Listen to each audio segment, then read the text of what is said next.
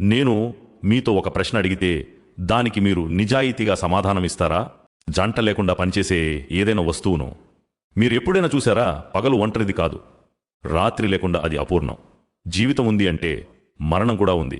చలనం ఉంది అంటే నిశ్చలత కూడా ఉంది. ఇది కవిత్వం కాదు, ఇది తత్వశాస్త్రం కాదు, ఇది విశ్వం యొక్క రూపకల్పన. మరియు ఆశ్చర్యకరమైన విషయం ఏమిటంటే ఈ విషయాన్ని శాస్త్రం ఈరోజు చెప్పలేదు. ఈ విషయాన్ని ఖురాన్ 1400 సంవత్సరాల క్రితమే చెప్పింది. అల్లాహ్ ఇలా అంటాడు, మరి మీరు హితబోధను గ్రహించేటందుకు గాను మేము ప్రతి వస్తువును జతలు జతలుగా సృష్టించాము. ఇక్కడ గమనించండి, అల్లాహ్ ఇలా చెప్పడం లేదు మీరు నిరాకరణకు కారణాలు వెతకడానికి, కాని స్పష్టంగా చెప్పారు మీరు మేల్కొనాలని. ఇప్పుడు కాస్త ఆగి ఆలోచించండి. ఇవన్నీ కేవలం యాదృచ్ఛికమే అయితే ప్రతి చోట జంటలే ఎందుకు?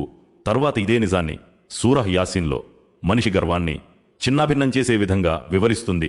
భూమి నుండి ఉత్పన్నమైన వస్తువులలోనైనా, మరి స్వయంగా వారిలోనే మనుషులలోనైనా, వారికి తెలియని వాటిలోనైనా వాటన్నింటి జతలను సృష్టించిన వాడు పరమ పవిత్రుడు. తర్వాత అల్లాహ్ మనిషి ఆలోచనను 3 స్థాయిలకు తీసుకెళ్తాడు. భూమి నుండి పుట్టే వాటిలో, మీలో నుండే, మీ స్వయం నుండి, మరియు మీకు ఇంకా తెలియని విషయాలలో.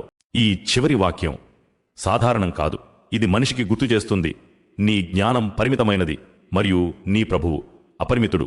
ఈరోజు శాస్త్రం ఏ విషయాలను కనుగొంటోంది? పాజిటివ్ మరియు నెగటివ్, మ్యాటర్ మరియు యాంటీ మ్యాటర్, స్పిన్ మరియు యాంటీ స్పిన్.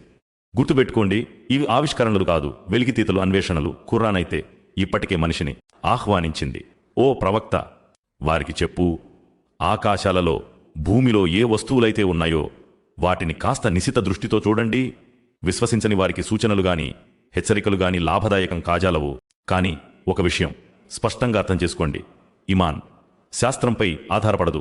విశ్వాసి యొక్క గుర్తింపు ప్రతి విషయాన్ని ప్రయోగశాలలో నిరూపించడం కాదు, కానీ విశ్వాసి యొక్క గుర్తింపు అల్లాహ్ మాట విని ఇలా చెప్పడం, మేము విన్నాము, మేము విశ్వసించాము. రసూలుల్లాహ్ సల్లల్లాహు అలైహి వసల్లం ఇలా చెప్పారు.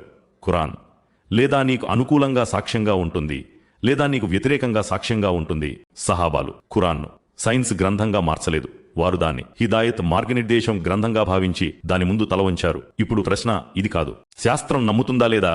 అసలు ప్రశ్న ఇది. ఖురాన్ మాట సత్యమని రుజువైనప్పుడు విశ్వసించేవాడు ఎందుకు మౌనంగా ఉంటాడు?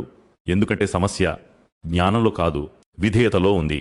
ఇది మనిషి మాట కాదు, ఇది ఆ ప్రభువు మాట. ఆయనే జంటలను సృష్టించాడు. ఇప్పుడు నిర్ణయం మీ చేతుల్లోనే ఉంది. మీరు విశ్వం ఇచ్చే సాక్ష్యాన్ని వింటారా, లేదా దీనిని కేవలం యాదృచ్ఛికం అని వదిలేస్తారా?